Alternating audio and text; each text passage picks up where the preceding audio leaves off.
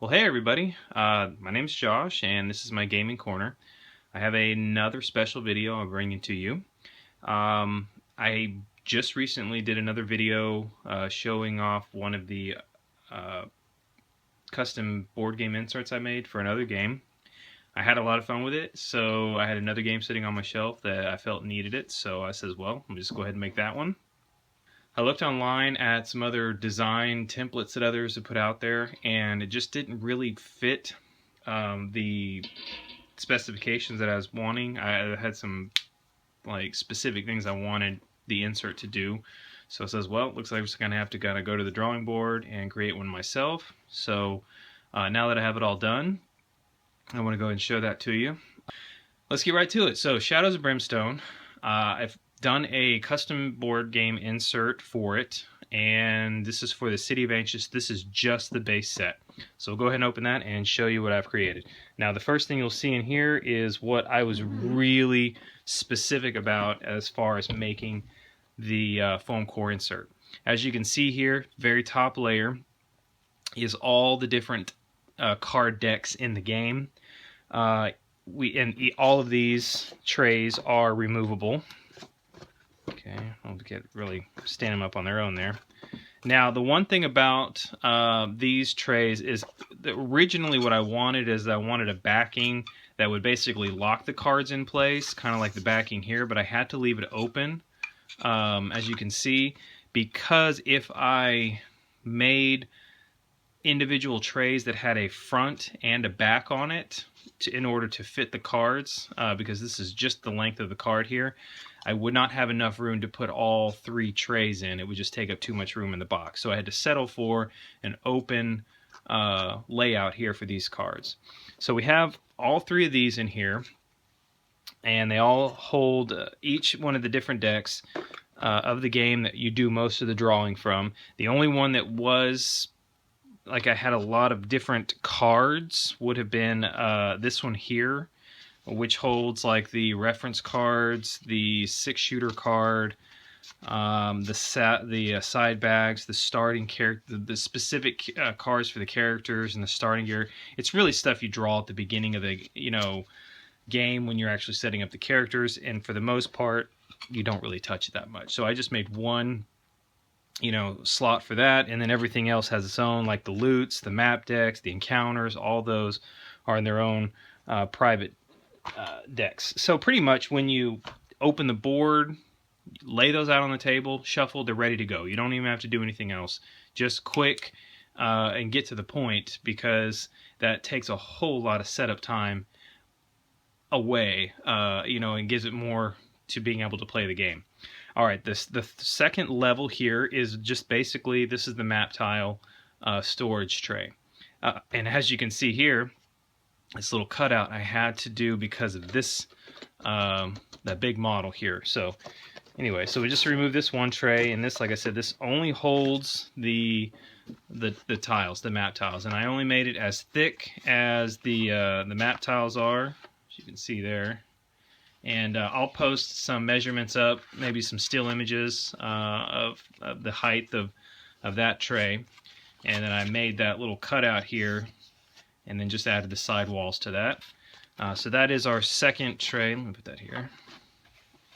And then our third one was, I didn't quite do a complete foam core for everything, because I actually had two of these trays here, these pre-bought organizer trays, which is what we use for all the tokens. All right, so this one was a smaller tray, and I got both of these from Harbor Freight, and I will post up the link to those. Maybe if you don't have a Harbor Freight in your area, maybe something else will suffice. Maybe I can show the dimensions of these. But anyway, so this is just a regular, tray, cheap organizer thing. These little walls move, but I needed to have as many of them as possible to try to separate all these tokens out as individualized as I could get. So we put all the smaller tokens here. I pretty much stuck with all the things that you wouldn't draw that much, that we wouldn't have like a real, like, what am I trying to say? You don't get the tokens out of here all that much. It's few and far between. All right, so underneath that, or beside that, I have the little the little end caps for the tiles, and these are the portal caps, I guess I should call them. We have these two little, the 6-shooter thing, and then this little something you could use for like marking a certain token, I guess. The depth track wheel, or not wheel, but the depth track gauge, and then under that is all of the cards. As far as the enemy cards, all the reference cards, trying to get to where y'all can see them there. So the reference card, and then under that's the adventure book and the rule book. All right, beside that, I did make one foam core tray just to sit right there in the middle. And this basically holds all the enemies. Just kind of threw them in there, and all of the hero survivors, the hero standees.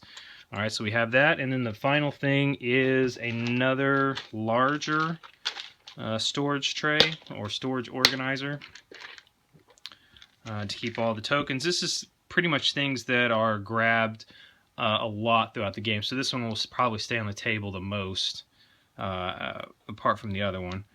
So that's pretty much it, and again, this one was bought at Harbor Freight.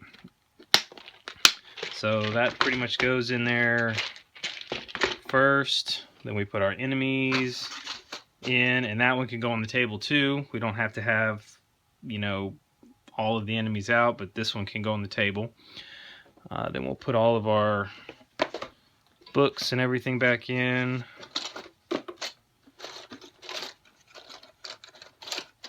Try not to get too disorganized here.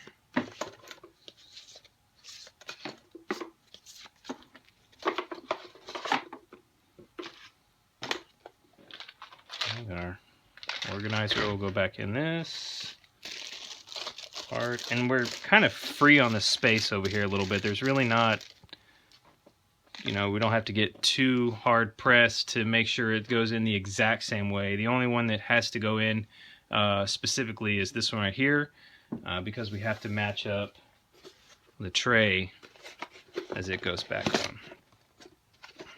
And as long as that's sitting good, then you just put these in one at a time.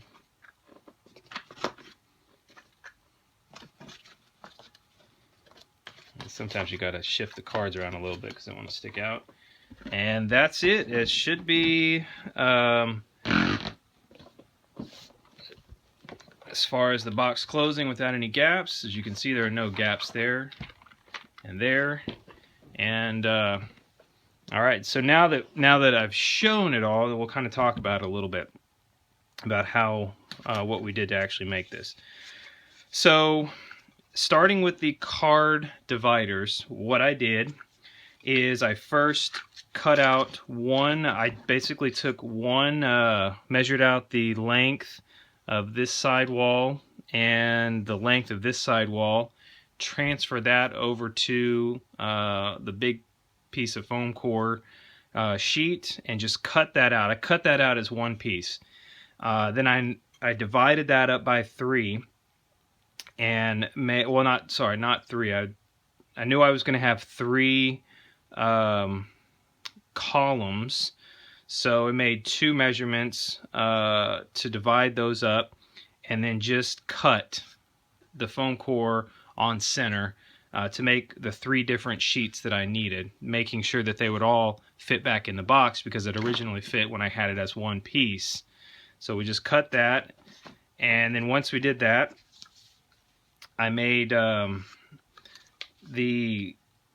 largest deck that I had to deal with was either the gear deck or this stack of cards that were all the miscellaneous cards that I had in there, and I knew I at least wanted all of the trays to be the thickness of the gear deck, and have a little bit left over just for playing those cards, to make sure they didn't, like, if it wasn't completely flush, that it would move over to this. That way they have some room to sit in there. So I know I wanted the length to be at least that for the gear decks, and transferable if I ever needed to shift these around. Didn't really matter where you put it. So once I knew how tall I wanted the side wall to be, I cut out a piece that was the length of the of one of the trays here. This was the first one I glued on, and then I glued the side walls, these two. I let those set and dry, turn those upside down, put a heavy like a heavy couple of objects on there to really establish the outside perimeter of this to make it nice and straight. Once that was glued, probably just after a few hours and good to go, I just cut out these divider pieces here and made my measurements to make sure I could fit all 6 decks in here. Made a line and then just glued those down on center of that line. And like I said, each of these card decks has a lot of wiggle room, so it wasn't like crucial, the measurements on that. They just had to be, you know, in the neighborhood of correct. And I just repeated that process throughout all those. And as far as the tray goes for the insert here or for the tiles, again, I just made one big cut, you know, for the bottom base of this. I determined how I wanted the tiles to stack in there, you know, keeping them arranged half and half, and how tall I needed that to be. And that's when I cut the sidewall here. I made a one long cut for that.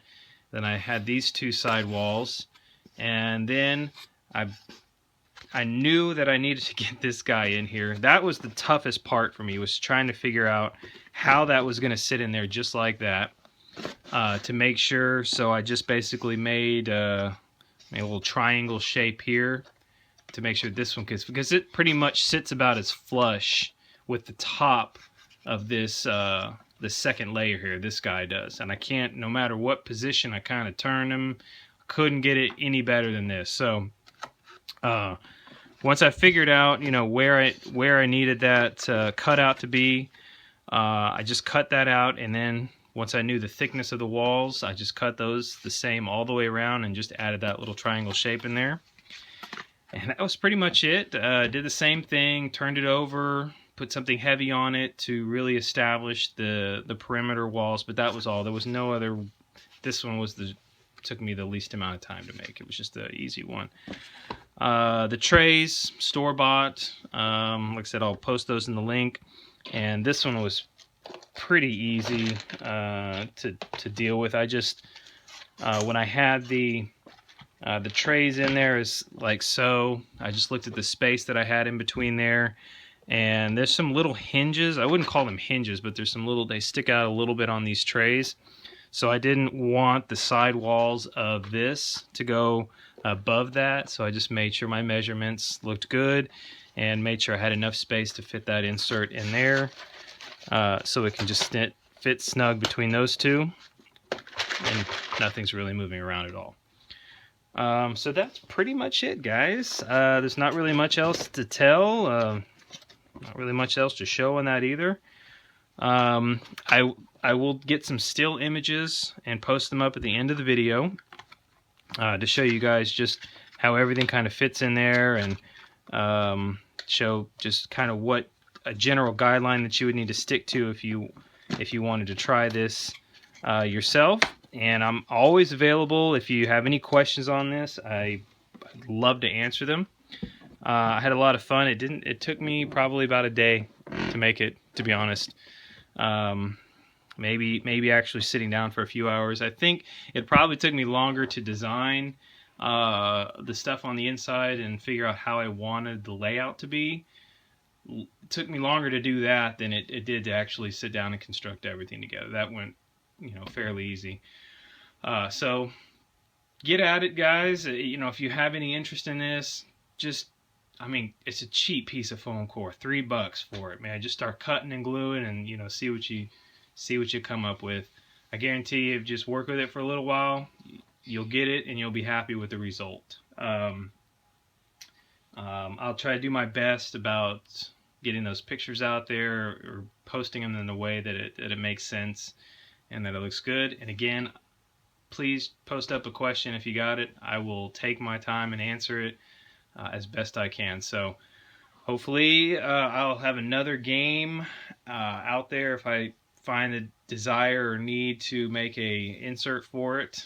and I will post up the results on here, and I'll probably also put them on Board Game Geek. You can find that there too. I add those to the forums that they have a collection of these. So I hope you guys enjoyed, and we'll see you next time.